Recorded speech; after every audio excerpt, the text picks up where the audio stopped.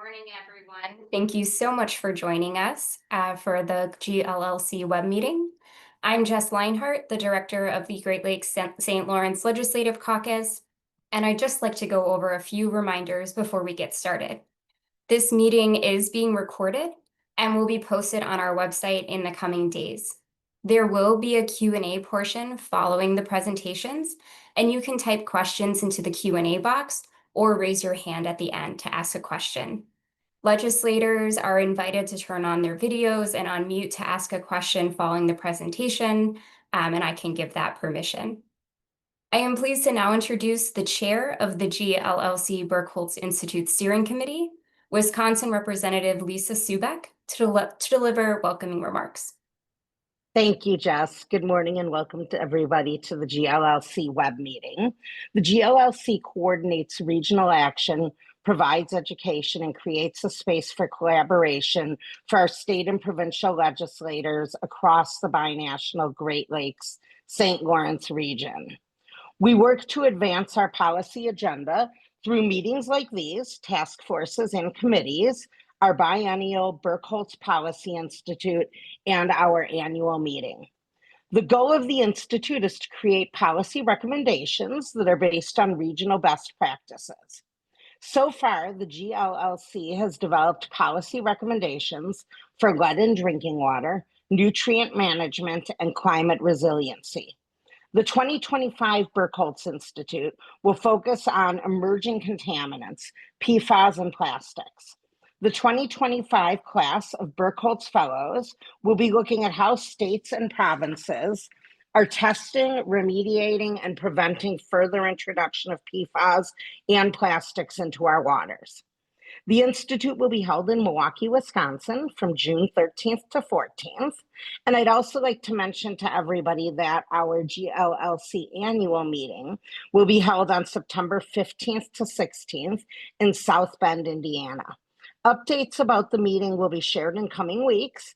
And again, thank you all for joining us today. And with that, I'll pass it over to Jess to introduce our speakers.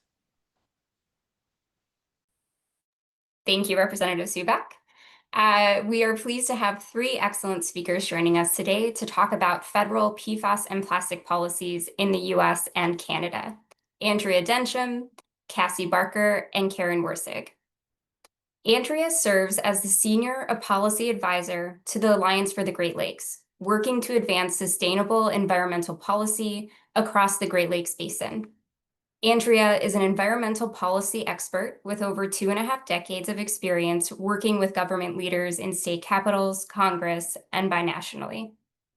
Throughout her career in government affairs, Andrea has developed content expertise and innovative policy solutions to address contaminants and plastic pollution, and has successfully advocated for coastal restoration and climate solutions in the Great Lakes.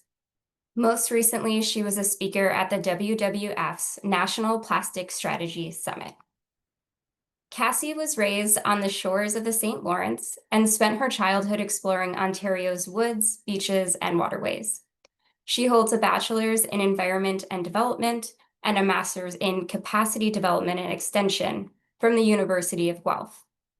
Cassie is passionate about protecting communities, kids, and water, and has spent the last 2 decades working on environmental research, justice, and advocacy with a focus on environmental health. And Karen has worked as a journalist and as a labor and community organizer. She has participated in her downtown Toronto housing cooperative for more than 20 years. An active transportation enthusiast who favors walking, cycling, and public transit, Karen has never owned a car. She is a voracious reader and spent her adult life trying to unlearn the common belief that humans should strive for domination over each other, over other animals, and over nature itself. She's passionate about helping get plastics out of the environment. And with that, I will turn things over to Andrea to start us off. Good morning to everybody. Again, Andrea Densham, honored to be here. And just a quick little bit of background for everyone. I'm born and raised in Michigan, in southeastern Michigan, and live now in Illinois. And it's an honor to come and talk to you. As we all know, there's quite a bit of change happening in the U.S. federal government. You can go to the next slide. we're having a lot of adjustments from what we saw last year to what we're experiencing this year.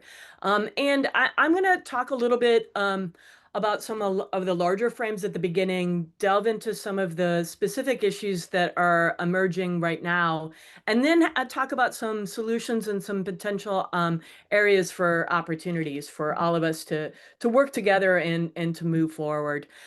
So when it comes to the U.S. federal public policy landscape, one of the big spaces that, and the first space I just want to talk with us a little bit about is the science and medical research space. It's one that's having a substantial change in it, from the funding side to the staffing side, to the even allowable federal funded engagement. Um, you also see that I have listed there some other areas that have been changed and are in the midst of adjustments right now, or in the midst of legal disputes, right? From funding, both current funding and future funding, staffing, policies. I'll delve into this a little bit more deeply, but just to name what we all know is that a lot of this is in flux. While there have been some actions taken by the federal government, we have new leadership in the federal government. There's also legal action going on. I want to start with the science and medical research space because it is really important to the work that we do in PFAS and plastics, especially when it comes to human health. And it really underlies, I think, and can help direct the kind of work that we do regionally and the work that we do at the state level, informed by what's happening federally, both in the United States and in Canada. Next slide. So, what we know is that there has been a growing body of research around PFAS. And in terms of PFAS and science and medical research, I think we're at a really clear space. We understand that PFAS is dangerous. We understand that it's prevalent. We understand that it's tenacious in the environment, meaning it's really hard to remove, and that there is a really well-established set of scientific norms around it, and meaning that we understand it and the science is clear. So from the Lancet being able to establish and identify what the state of the science is, to the American Academy of Pediatrics now having recommendations for pediatricians on how to identify, treat, and test for PFAS in pediatric patients, and for how to help family members determine when to test and when not to test, as well as when for pediatricians to do that. We're now at a place where the science around PFAS is pretty clear, as are the warnings. Next slide. When it comes to plastic, we're in a little more of an evolving space, but partially that's because plastic is a combination of two elements. One, plastic is the combination of petroleum and chemicals, petrochemicals, the combination of the two. And what makes it challenging when it comes to the science around the impacts of plastics and health is that we have a little bit of a black box when it comes to what chemicals are inside each piece of plastic. That combination of plastics is proprietary and often is hard for us to understand, to know the specific components of plastics, although we're getting much better about being able to discern that. So let me just lay down the basic sort of framework around what we know right now, which is that the plastics are associated with harms in human health from every stage of life, from the beginning of life towards the end. It impacts early stage of life and chronic disease, and that those folks who live near factories and work in factories that we have in the Great Lakes region are those most impacted by the impacts of plastic and plastic pollution, and that our region, and I'll speak more about this, is impacted by plastic pollution multiple times, both in the manufacturing of it and in its disposal, and as it disintegrates and ends up in our drinking water. But we are beginning to get a really solid group of really good research, and you can go to the next slide. That research has really grown over the last decades. Jess is going to be sending along and putting on the website a number of good sets of resource. I've really been impressed by what the Monroe Foundation has done in this past year, creating an umbrella review. So if you want a go-to place for high quality peer-reviewed science research, they're the go-to place, and you're going to be able to find high quality research, because I know all of you have been seeing headlines one after another about the impacts of plastics on human health. This is a good go-to site for high quality peer reviewed science. This also illuminates that science has been growing, especially over the last many decades. We also have international research that I think is really important, including the UNEP report that talks about the chemicals in plastic specifically. And to this point, and while we're just talking about federal policy here, I do just want to note that the Global Treaty on Plastics, the issue of chemicals in plastics have been one of the most significant areas of negotiation. And the black box I was talking about was one of the areas of the biggest challenges in that negotiations, meaning that the work to try to make it more transparent so that researchers, scientists, medicine understands what the chemicals are inside of plastic has been an area of increasing concern, and one, I think, of policy work that we could be doing at the state and provincial level. Next slide. And that's not just been the research not just been happening at the global or international level, it's also been happening in the United States. And this gets to the issue that I wanted to begin to frame out in terms of US public policy. We've been doing research in the United States on the impacts of plastic and health, as well as PFAS and health, for years. In 2020, the National Academy of Health had an important study. There was a recent one on global plastic waste, and the Alliance for the Great Lakes just this fall had a wonderful symposium with our colleagues at Rush. This is all to say that there's really increasing amounts of research and data out here moving us in the right direction to better understand the impacts of plastic pollution, and human health. Next slide. We also understand that these impacts are having an impact on the costs of healthcare. So when plastic is damaging human health, it also then has an impact on the cost of healthcare. So this really important study from last year illuminated that $250 billion, it's estimated in 2018, of healthcare costs came from the impacts of plastic pollution. This is really important, especially in the United States, as we're having debates about budgets and potential reductions in the amount of federal funds going to Medicaid and Medicare. That would then put these costs, these burdens, high on the U.S. states to deal with the burdens of the impacts of plastic pollution. It's something important to think about as we move forward with budgetary issues in the United States. Next slide. And then, before I move forward to the next things, the reason why I gave that big, large framing of science is because we're seeing a substantial reduction in funding for science. We're seeing a reduction in staffing, we're seeing a reduction in funding, and we're seeing a reduction in funding not only in federal agencies, but within for the NGOs and academic institutions. With that being the case, we're going to have to lean on those other institutions to step into the void and try to lean in. We're also going to have to lean in on our colleagues in the EU and in Canada to help us out as we have challenges with the amount of US dollars being invested in science and medical research in the United States. The other thing I just want to acknowledge is that we're also seeing funding cuts, we're seeing staffing cuts, and we're seeing policy and regulatory changes. And I'll go into those next. So we all have seen the headlines. The cuts are happening from NIH to the National Academy of Sciences to NOAA to EPA. And all of those cuts really, really matter when it comes to PFAS and plastic. And it matters because we need high quality scientists, researchers doing this work. We need agency staff to do this work. We need researchers to do this work. And this slide just illuminates the challenges and the reduction in investment in science and medicine that's happening in the United States. It also illuminates the challenges that we're going to have within federal agencies to be able to implement even current public policy, as the number of staff in federal agencies have been substantially reduced already.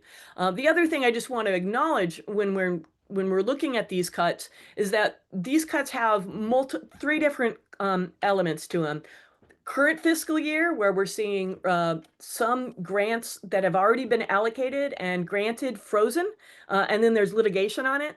There's the current budget reconciliation process, which you're hearing in the news reports, which would have additional substantial cuts. And then the next few fiscal year budget for the United States government, we have yet to see from the executive branch. They have yet to deliver it to Congress. So we don't know how many additional cuts may be in there. So we're already seeing staffing cuts, and there's litigation on that. There will be additional cuts in budget reconciliation, and then potential additional. So there's 3 steps in this that are really substantial and really having an impact. Next slide. The other part of this, so there's staffing, budget, and science impacts. The next is on policy. And that policy is happening in the form of rescissions that are coming from newly appointed directors of agencies, as well as from executive orders.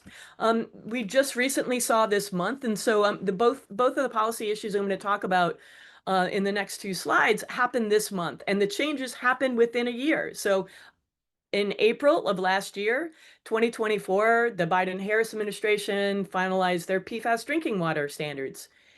In May of this year, so just a few weeks ago, we saw the current administration make rollbacks on PFAS, on those very PFAS rules that were made a year ago. We've seen a rollback on those, and a rescission on those drinking PFAS reporting rules, as well as the drinking standards. I can go into more detail about those, but they're really important, and they're going to have a substantial impact on the states, because it then will give the states an opportunity or a responsibility to step in and increase their policy activities around PFAS and drinking water standards.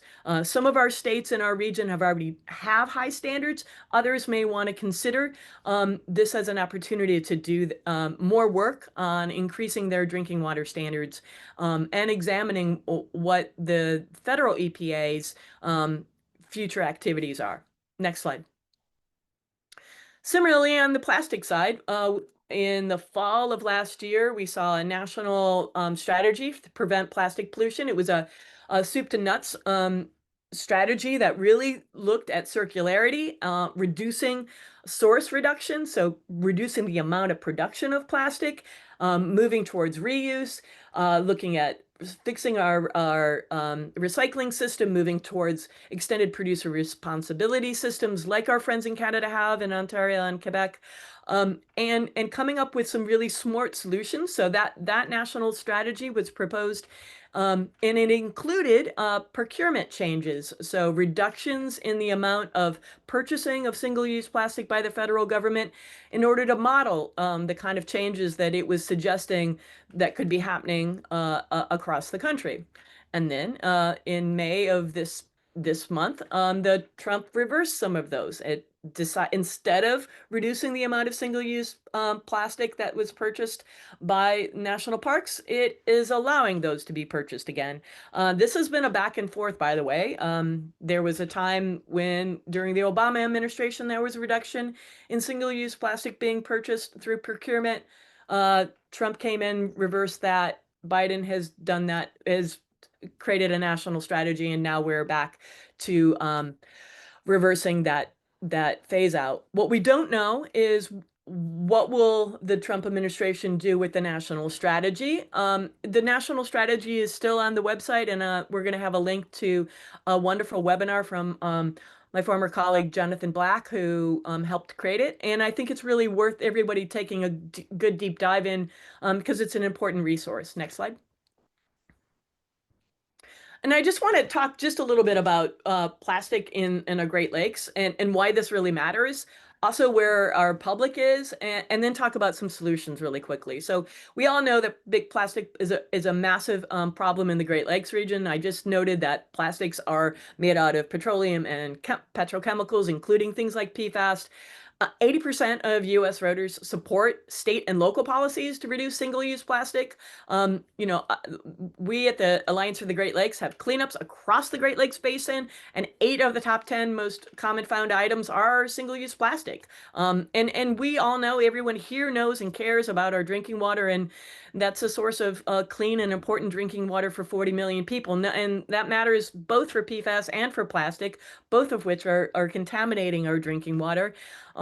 And we, of course, have more than 1,300 amazing marine and freshwater species that we need to protect, some of which are endangered and threatened. And lastly, because plastic is made out of petroleum and petrochemicals, it actually is an issue that relates to the climate crisis. And reducing it and moving towards sustainable options means that we're moving towards reducing our impact on climate. Next slide. The other thing I just want to note, and this is really important for us in the Great Lakes region just to recognize, and it really matters when we look forward to what kind of policy solutions we can advance, is that we make the things, unlike our friends on the other coasts of both countries, we actually manufacture plastic, we do refining in our region, and we make the basic chemical components of PFAS and of plastics here. And that map on the right-hand side is a map of all of those kind of factories across the region. And you can see the density. And that's why it really matters for us to come up with smart, sustainable solutions. Next slide.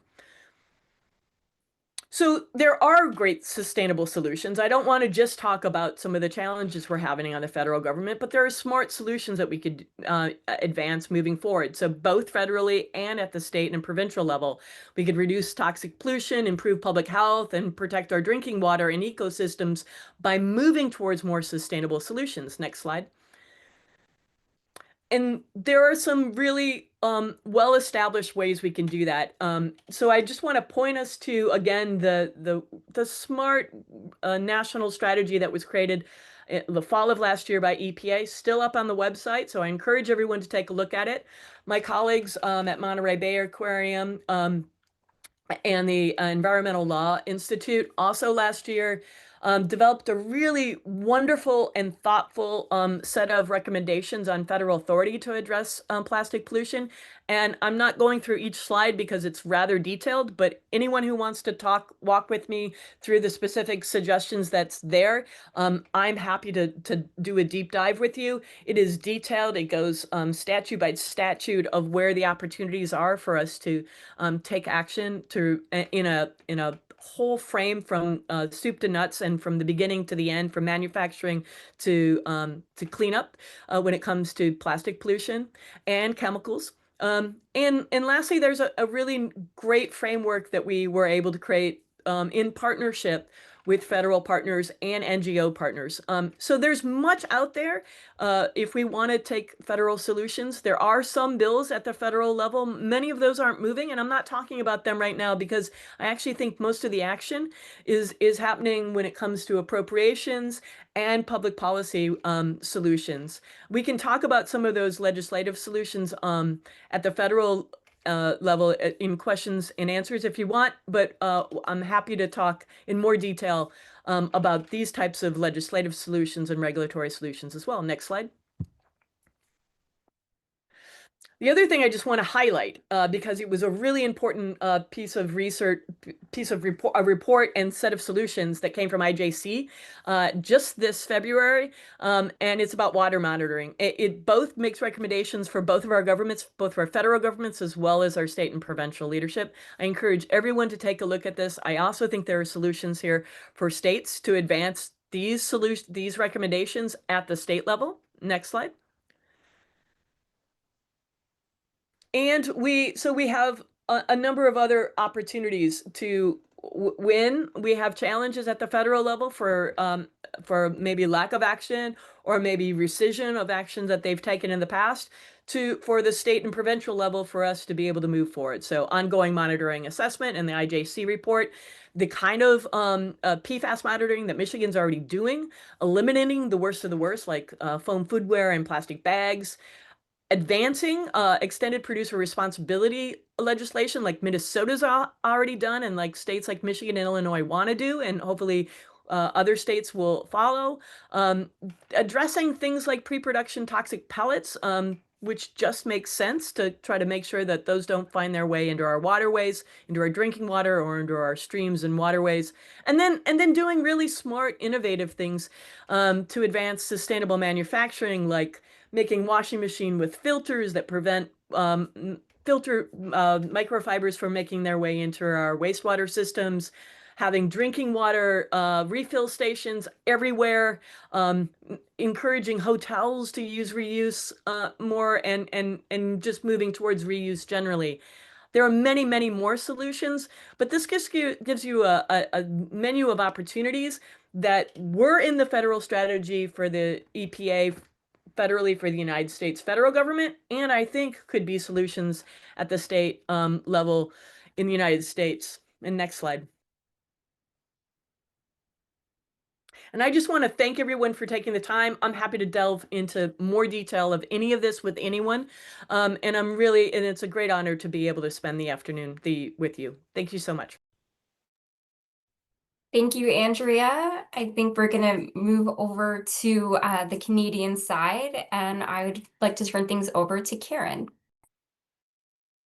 Great. Thank you so much, Andrea. Very happy to have that amazing overview, especially of all the science and impacts of plastic and PFAS in the Great Lakes.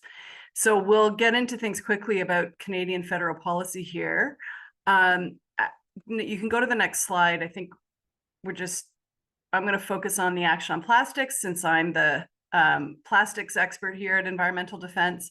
And I do actually work mostly on federal policy, but of course have been also, because we're located in Ontario, have been also engaged on waste and EPR issues, extended producer responsibility issues in Ontario. Next slide, please. But here we're going to focus on the federal policy context in Canada. Canada has a zero plastics waste agenda. If that phrase sounds familiar to you, it was mentioned in the latest trade technical barriers to trade report from the US Trade Office, which shot a bunch of eyebrows up in our country. But Canada's zero plastics waste agenda was first of all it emerged from a consensus approach with all ministers of the environment across Canada, all the provincial territorial ministers with the federal Ministry of the Environment, to focus on eliminating plastics waste. All of them have a commitment to do that. How they're doing on that commitment really varies from province to province. But in terms of the federal government, what that looks like, and that agenda has been around since 2018, what it looks like is regulation, which we'll talk about more in a minute, policy, procurement, research and supporting research, funding it and doing it. And then, of course, international cooperation, including implementing the Basel Amendment on hazardous waste, which now has specific plastics amendments. Sorry, the Basel Convention on hazardous waste, which now has plastics amendments and e-waste amendments, as well as the Global Plastics Treaty negotiations, which I have been attending as an observer. Next slide, please. So under the federal regulation, basically the thing that allowed the federal government, and in fact requires now the federal government, to take risk management measures on plastic pollution, was from the listing of plastic manufactured items as a toxic substance under our National Environmental Protection Act. And the federal government did that in 2021 following a science assessment as required under that act, finding that macroplastic, so the science they found was clear that macroplastic pollution in the environment is at risk of causing harm to the environment and or to human health. And the science assessment made it clear that macroplastic pollution does cause harm to the environment, to animals, to wildlife, and to their habitats. So on that basis, plastic manufactured items were listed as a toxic substance. And the federal government got ahead pretty quickly in starting to regulate to eliminate some of the most hazardous substances of plastic manufactured items. And that started with a ban of single-use plastics in 2024. It fully came into effect. It was announced in 2022 and came into full effect in 2024. And consultation on regulations to require recycled content for packaging and to limit labeling claims on packaging around recyclability and compostability. So you can see that a lot of the actions that the federal government was planning was on some of the most harmful plastics that Andrea mentioned, including food packaging, takeaway food packaging. All styrofoam packaging is now banned in Canada for food. And also checkout bags, plastic bags from the grocery store, stir sticks, straws, and cutlery. And then, of course, those very annoying six-pack rings that strangle wildlife. So those 6 things were banned finally in 2024. The regulations on recycled content and labeling are still in discussion. There's also a plan for some kind of a sorry, I just lost the word. Some kind of a pollution prevention plan by grocery stores to eliminate single-use plastic packaging from grocery stores. However, all of this listing and the bans on single-use plastics have been the subject of a court challenge launched by the 3 biggest plastics makers in Canada, 2 of which are actually owned by American companies. Dow Chemical is the 3rd largest. ExxonMobil owns Imperial Oil, which is the 2nd largest producer of plastic, and then Nova Chemicals is the 1st largest, biggest producer of plastics in Canada, which is actually now owned by a company that is comes out of the United Arab Emirates. Next slide, please. So this has hampered the federal government's work on plastics a little bit because we are now in the appeals phase. Unfortunately, the plastics industry won the first phase of their challenge at federal court. The federal government appealed almost right away. The appeal has been heard. It was heard nearly a year ago, and we are now waiting for the results of that appeal. In the meantime, what the federal government has been doing is working on updates of the science assessments of plastic for their listing, which is part of the process, looking more closely at microplastics and the impacts of plastic pollution on human health. And it's also doing some other things, importantly supporting research and pilots on reuse systems to scale up what are more sustainable replacements for single-use plastic packaging, and has also been focused on negotiating the Global Plastics Treaty.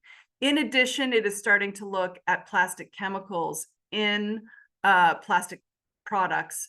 And we hope to see a report later this year that sort of highlights the kinds of plastic chemicals that are in plastic products that pose a hazard to human health and the environment, and some approach to address those in a more expedited way under our Canadian Environmental Protection Act. And I think I'll just mention here that the interesting thing about that act is that many of the hazardous chemicals that are in plastics are either already listed separately under the Canadian Environmental Protection Act, or could be listed separately under the Canadian Environmental Protection Act. And so the lawsuit on plastic manufactured items does not stop the federal government from continuing to work on other chemicals of concern in plastics. Next slide, please.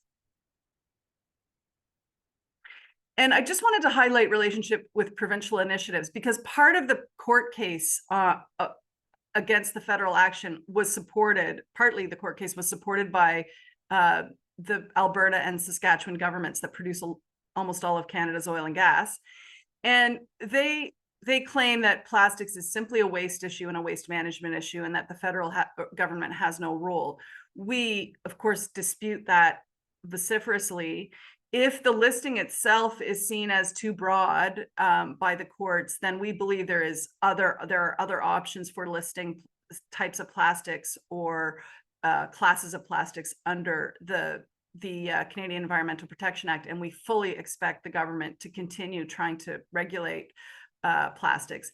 Nonetheless, the provincial governments obviously have a role and a partnership role with the federal government on dealing with this. So and the federal government can support by harmonizing what it has been trying to do, harmonizing extended producer responsibility across Canada. And our view is that what should be prioritized, what has not been, but must be prioritized in EPR, is reduction and reuse over recycling. Often people think that EPR is a recycling piece of legislation. It must be a reduction and reuse legislation first and foremost. And we're really delighted to see what's happening in New York State with the packaging reduction bill there. The federal government obviously can set air quality guidelines for waste management, which is key to control waste incineration, drinking water protections, and clearly also very important for the full life cycle of plastics from production to transportation and waste, respecting Indigenous rights and combating environmental racism. Next slide, please. Going to turn it over to Cassie. Happy to engage in some discussion after. Thanks so much, Karen. And thank you, Andrea, for really laying out the picture on PFAS. Next slide, please. And next slide as well, thanks. This is a big threat to the Great Lakes, to the communities, to the waters and the fish. One study in 2023 stated that one serving of Great Lakes fish was equivalent to drinking contaminated drinking water, PFAS contaminated drinking water for 1 month. So this is something that, communities that rely on fish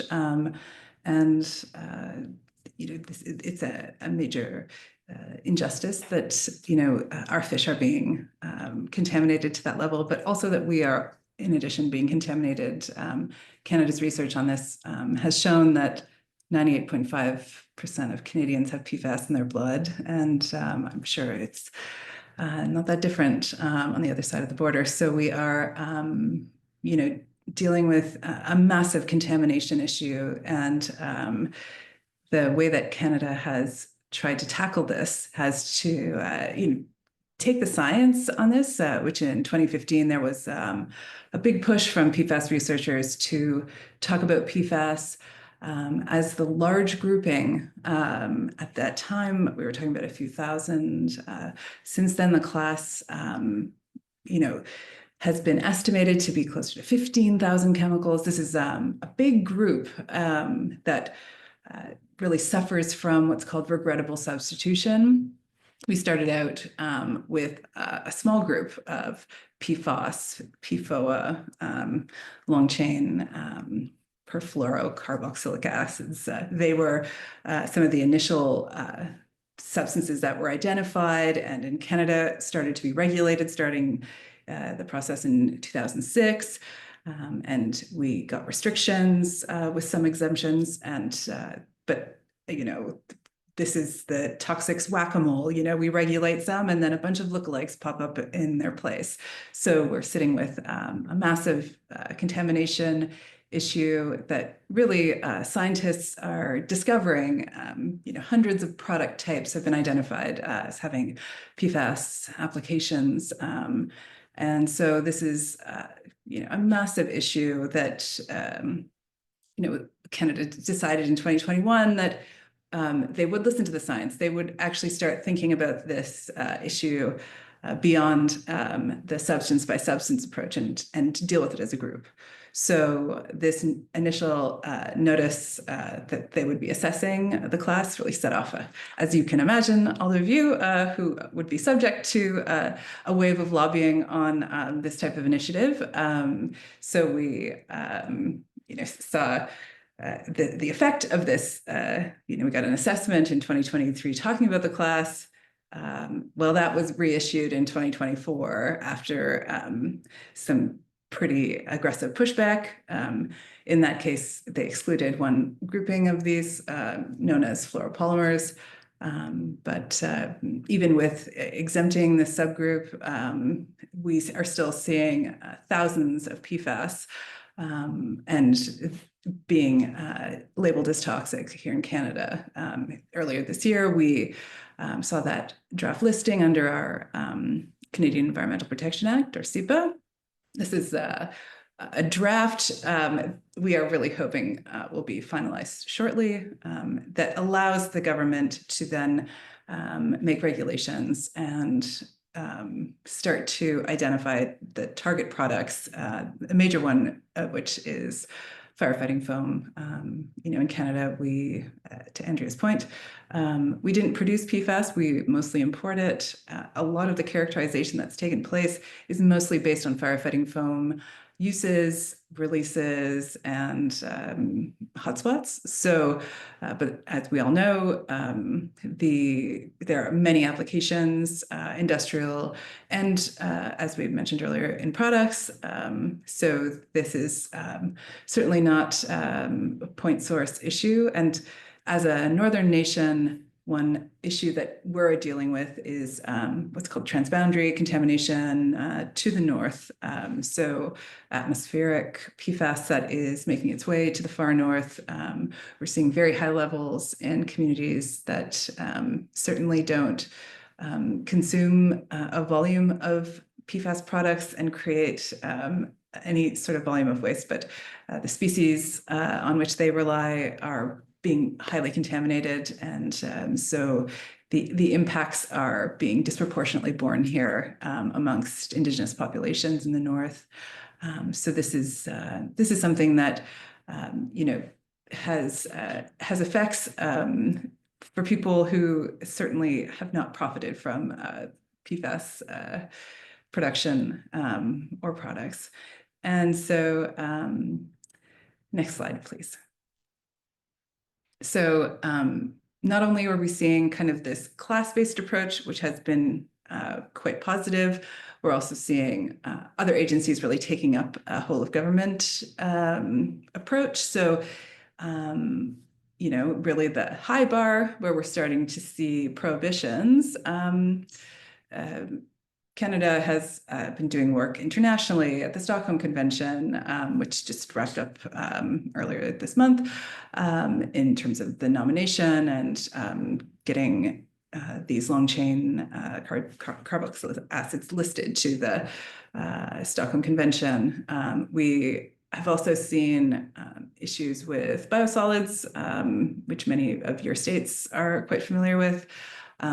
We've seen an import limit for PFAS specifically from our ag agencies, and we are, coming down into the monitoring and characterization level. We are seeing a drinking water objective.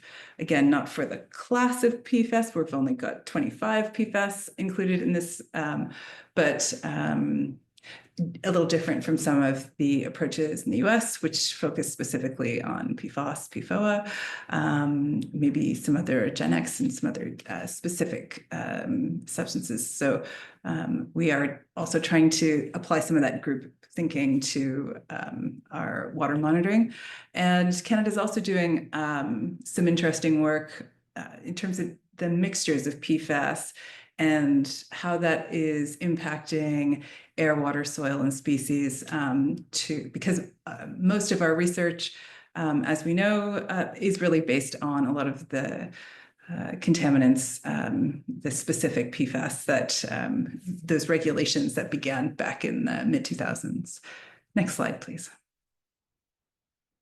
So some of the regulations that we're starting to get, we have new reporting requirements. Again, not the entire class, but we are really expanding our reporting for industry on release. This is equivalent to your TRI in the US and federally. So we've got some hope. We're really hoping this fall that we're going to start to see this listing of PFAS as a class as toxic to proceed, and the firefighting foam exemptions that were done early on, that is closed for PFAS as a class. We've also identified some specific target products, really similar to where the US has led on a lot of this work in terms of, that can really be listed. We can see that under Safer States, where they've identified the progress from states to tackle PFAS monitoring, reporting, and prohibition. So it's, and in fact, a lot of that work that's being led by states is impacting the entire North American market. So, complying with one state, of course, really means that people are complying with for all of their production, and they're reformulating just to meet the standards that are being laid out.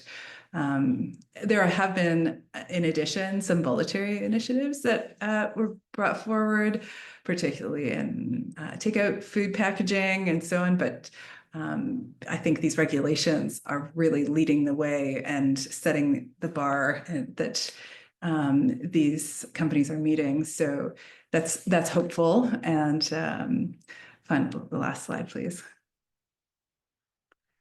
So yeah, I think that in addition to the work that we are going to hopefully continue to push here in Canada, and a lot, I get what we have in Canada is we do have provinces and we have industry asking for federal rules, which is different, I think, than the US context.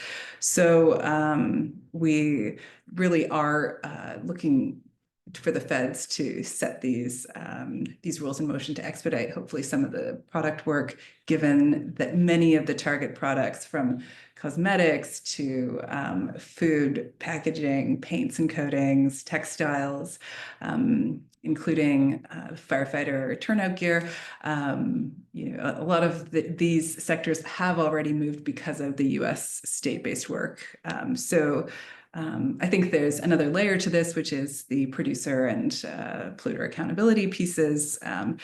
Again, US states have really led the AG litigation, in addition to an explosion of PFAS litigation that's occurred. That has really just begun here in Canada, led by British Columbia on behalf of provinces and municipalities who are trying to address the massive costs of treating PFAS-affected drinking water. And in addition, there is a federal agenda here for driving more investigation and enforcement. And here in Canada, we're just starting to see the impact of that Health Canada water monitoring objective, and the provinces that are providing that transparency and helping communities to protect themselves, but also to hopefully be part of driving some of this change at the federal level. So yeah, I think that's it for us. Thanks so much. And I'll pass it back to you, Jess. Thanks to all three of you for providing that overview. We do have questions in the chat, and then if other